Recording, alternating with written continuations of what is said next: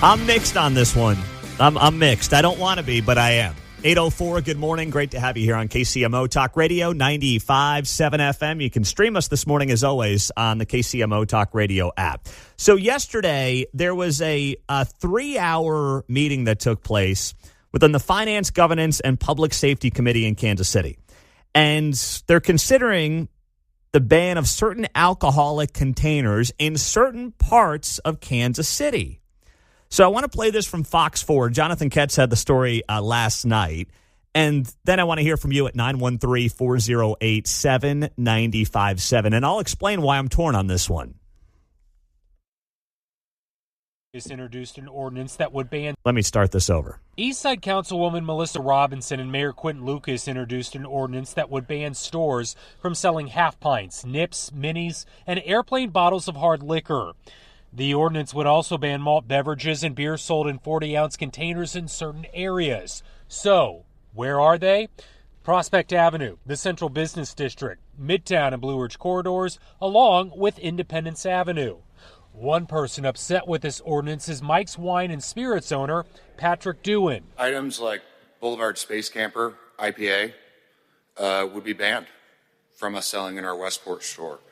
I have a Kansas City Beer Company, Dunkel, 19-ounce can. I don't think this leads to crime in any way, shape, or form. We wouldn't be allowed to sell that anymore. Robinson, on the other hand, says she appreciates owners who live in the area that they sell their items. But oftentimes there's a condition in the 3rd District in which the operators would never live where they sell these items. And so there's an exploitation that is happening that we as a council and as a body, if we want to reverse the urban ghetto and the conditions, it's our responsibility to do that. This ordinance will be reviewed once again 1 week from today on March the 10th. All right. I appreciate the councilwoman, Melissa Robinson, who represents the east side of Kansas City, saying that she wants to reverse the urban ghetto. I appreciate her saying that. And, I think that she is genuine in wanting to do that. The question is, how do you do it? It's a chicken or the egg conversation. Are the minis and the nips and the 40s, are they the things that are driving people to commit violence at gas stations around Kansas City? Because that's what this is really about. We've talked to the mayor about this. They've had issues with crime at, area gas stations where people are, maybe popping a bottle here or there. And then before you know it, there's a confrontation and gunfire erupts and someone ends up dead. That's happened too many times in Kansas City. But is that symptomatic of the bigger problem, or is that something that is driving the bigger problem?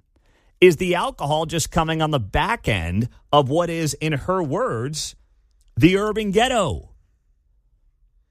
And the more I thought about this over the last couple of hours since I saw the story last night from Jonathan Ketz, I'm thinking to myself, okay, I think that their hearts are in the right place, but in many ways it's kind of like the gun issue, right? Bingo. The gun is being used by people, obviously in dangerous ways, just like the alcohol is there and being used in dangerous ways. But the problem starts long before somebody picks up that weapon, starts long before somebody decides to drink a 40 at a gas station.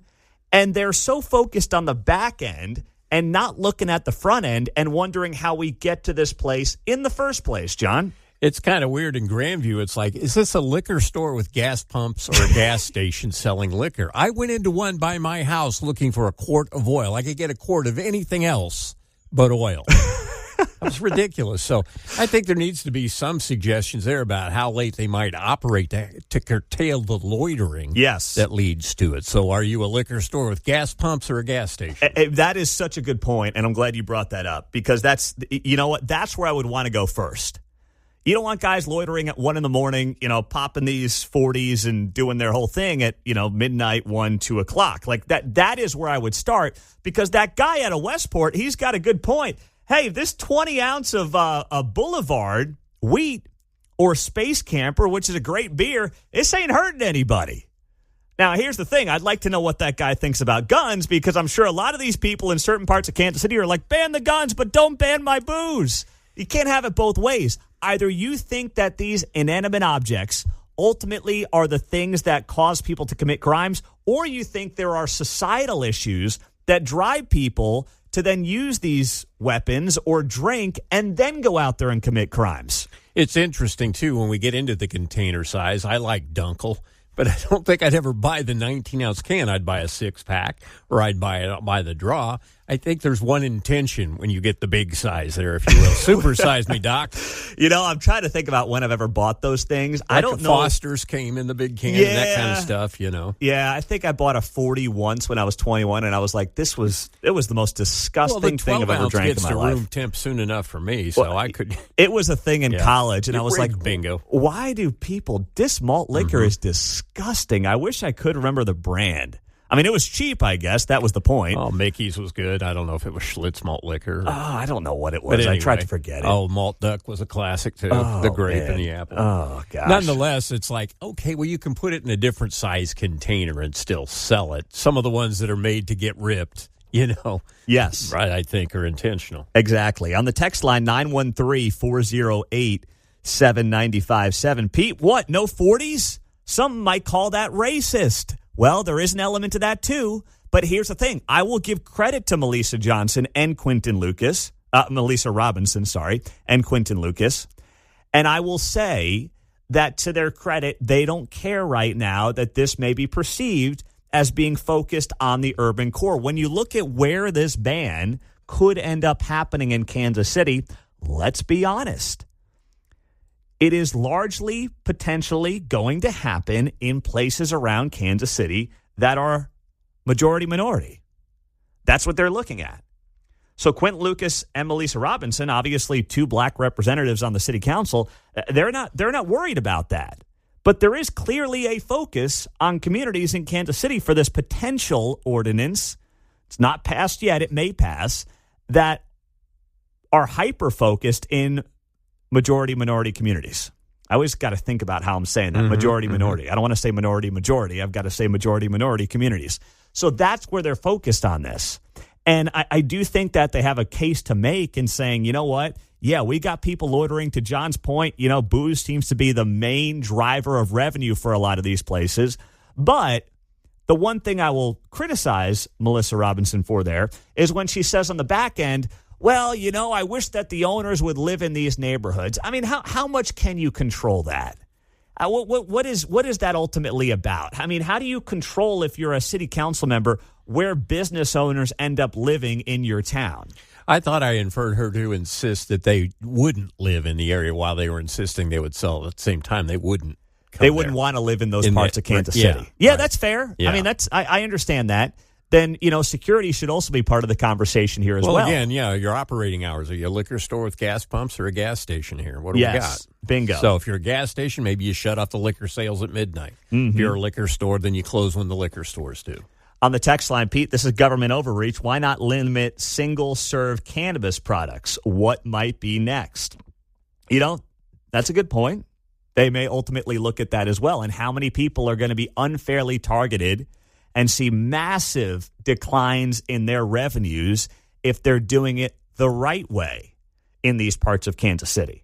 Are you punishing private business owners completely unfairly because of a handful of incidents that are happening technically in their neighborhoods, but that they have nothing to do with? If that was you, if that was me, if that was any of us, I'd be furious, just like that guy who's holding up the Dunkel at City Hall yesterday saying, this doesn't hurt anybody in Westport, okay? This is not hurting anybody. And that guy has a very good point. That's why the more I talk myself through this, I'm dead set against it. Even if I think the politicians are trying to maybe do the right thing, as always, they're going about it oftentimes in the wrong way and with the heavy hand of government trying to do the right thing. And it's just not going to work out for them like they think it's going to work out for them. It's not. The crime will just move. It will shift. And let's be honest, too. Someone who's got it in them, who has the evil in them to kill somebody else, does that final nip put them over the top? Honestly, does it? I'm not convinced that it does. Well, and think of the timing. There are proposals in parts of Kansas, I believe, and just proposals at the moment that want to sell liquor for 23 hours during the World Cup. Yeah. Yeah, that's a great point. So we got the World Cup coming, and you're going to shut off certain parts of businesses, I guess, where people might wander in. I don't know. Mm-hmm. You know. That's a great point, you're too. You're cutting off revenue. That's a great point. On the text line, Pete, Mad Dog 2020. Oh, gosh, that stuff was disgusting. And then, yes, I forgot about the Colt 45s. Tried those as well, and I think I almost threw up from just a sip. But thank you for the reminders that I did not need at 8:14 in the morning on KCMO. 913-408-7957.